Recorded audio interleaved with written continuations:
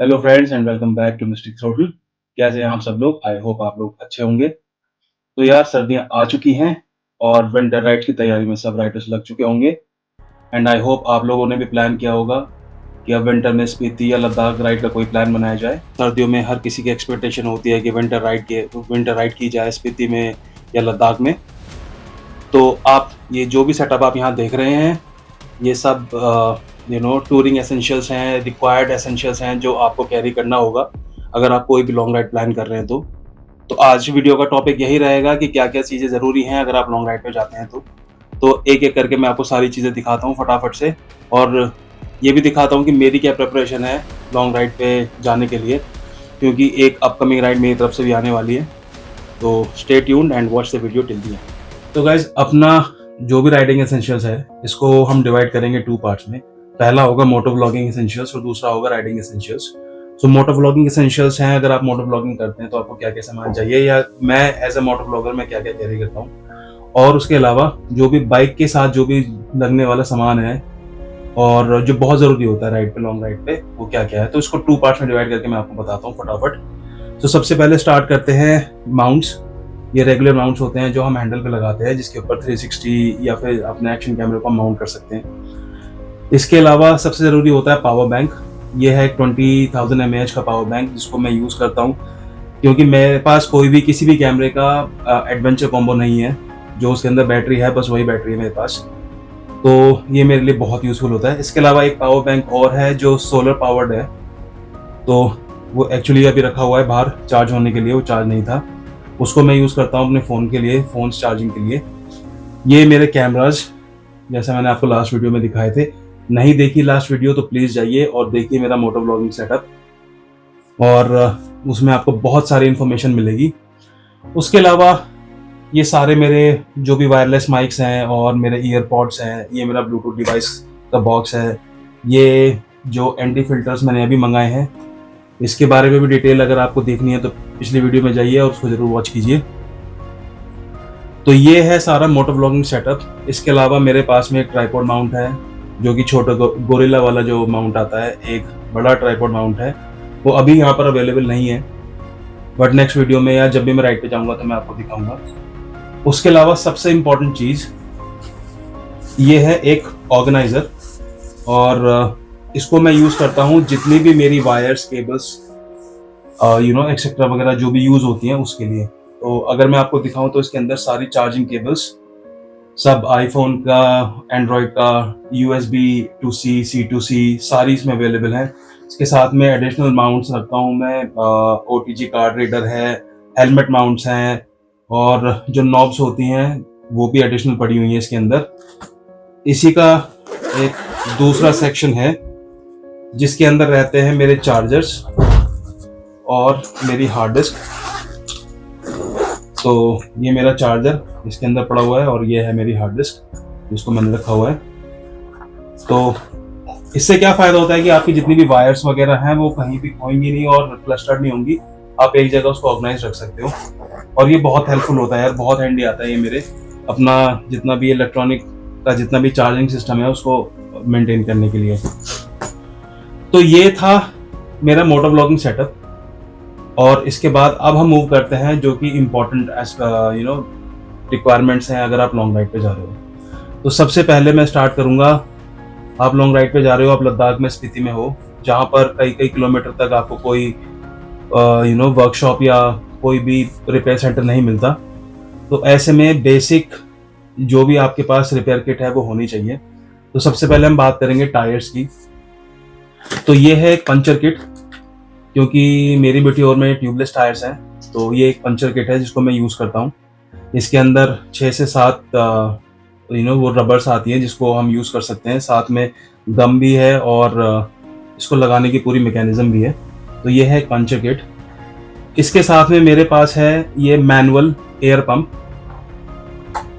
अब आप देखोगे और सोचोगे कि ये इतना बड़ा मैनुअल एयर पंप मैंने क्यों रखा हुआ है जबकि मार्केट में छोटे एयर पंप्स अवेलेबल हैं बैटरी ऑपरेटेड। तो उसका भी एक रीज़न है यार कि बैटरी ऑपरेटेड जो भी आइटम है, इलेक्ट्रॉनिक आइटम है, कभी भी धोखा दे सकता है। ये मैनुअल है ना। बैटरी का क्या, इनकेस चार्ज नहीं हुआ तो क्या करोगे, यूज़ नहीं कर पाओगे ना। इसको मैनुअली आप कहीं भी यूज़ कर सकते हो किसी भी कंडीशन में, बाइक को खड़ा करो और पैर से पैडल करो और हवा बढ़ जाएगी। तो ये आपके टायर्स के लिए प्रोटेक्शन है। इसके अलावा एक सेट पॉसिबल हो तो ये जरूर कैरी करें। ये एक एल्कीज का सेट है। आजकल आपको पता है बाइक्स के अंदर जितने भी जो पेच जो आते हैं, सारे जो नट बोल्ट्स आते हैं सारे, वो सारे के सारे एल्की ऑपरेटेड होते हैं।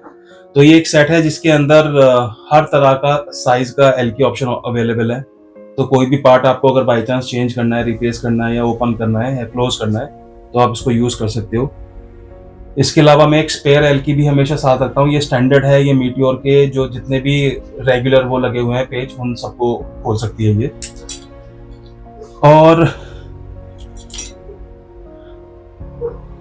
एक ये भी टूल है मेरे पास, आई डोंट नो उसको मैं मतलब अगर सिंपल लैंग्वेज में बताऊं तो एक चाबी है।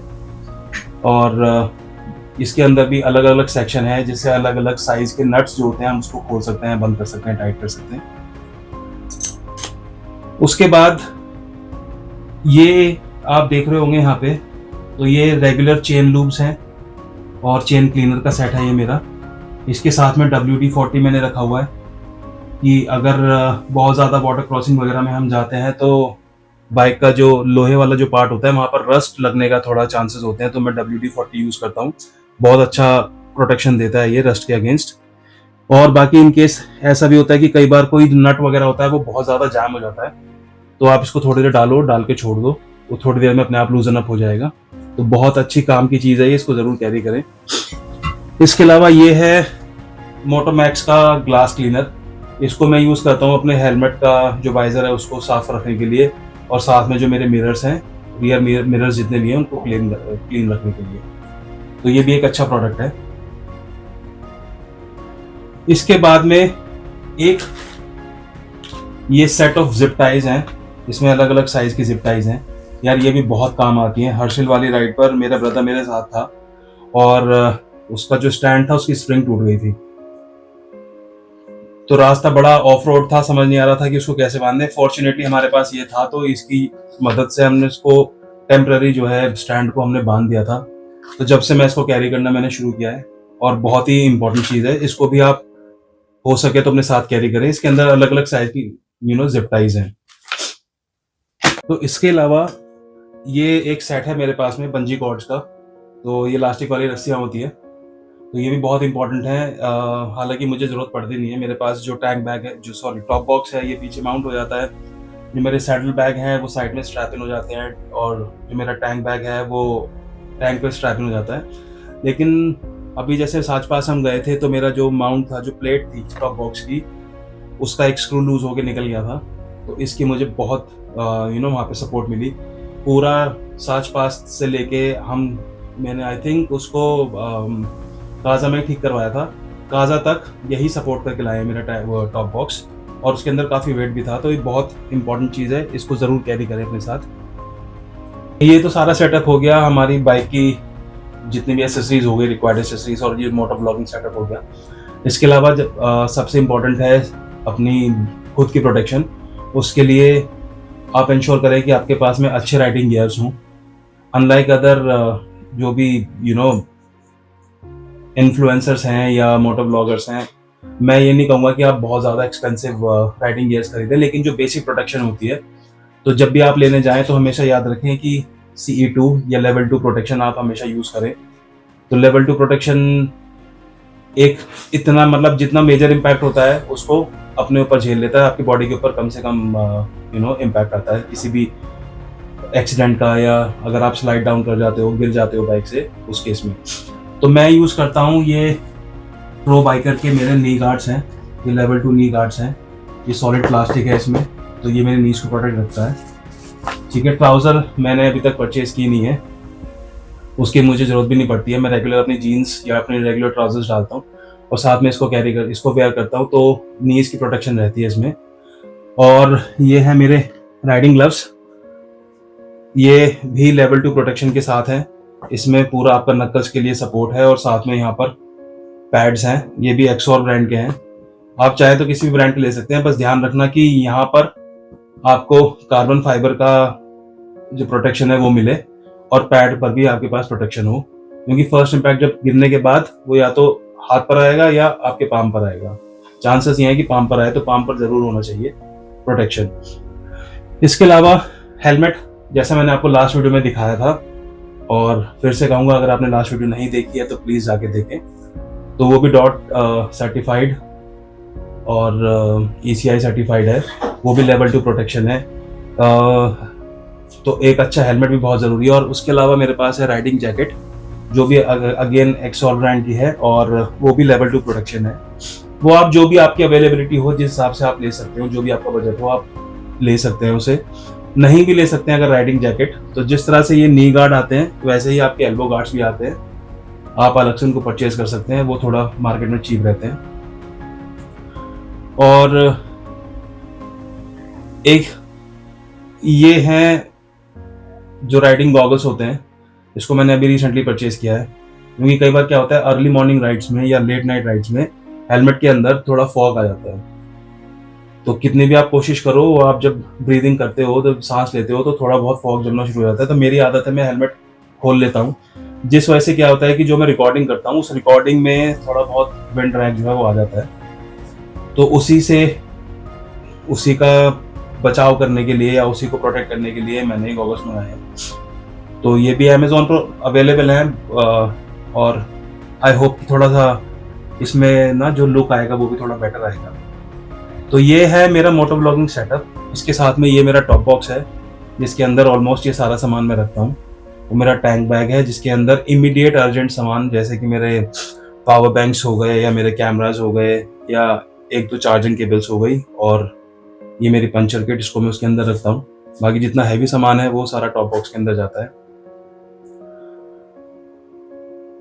तो यार यही था इम्पोर्टेंट, जो भी आप अगर लॉन्ग राइड पे जाना चाहते हैं और तैयारी कर रहे हैं लॉन्ग राइड पे जाने की, तो जैसे मैंने आपको दिखाया है, अगर इस पार्ट को, मोटो ब्लॉगिंग पार्ट को छोड़ दें, अगर आप नहीं हैं मोटो ब्लॉगर और आप सिर्फ राइडिंग एंथुसियास्ट हैं, तो ये बेसिक पंचर किट और ये चेन लूप, चेन क्लीनर और एयर पंप और बाकी आपके प्रोटेक्शन के लिए जो भी हैं, और ये टूल्स का सेट, इसको हमेशा कैरी करें।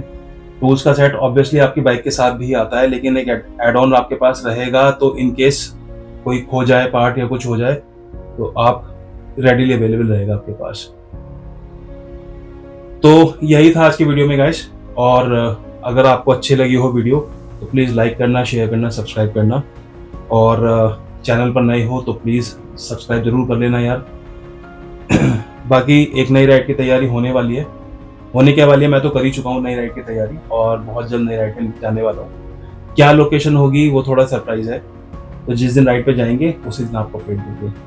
सो guys, thank you so much for watching, and will meet in the next video.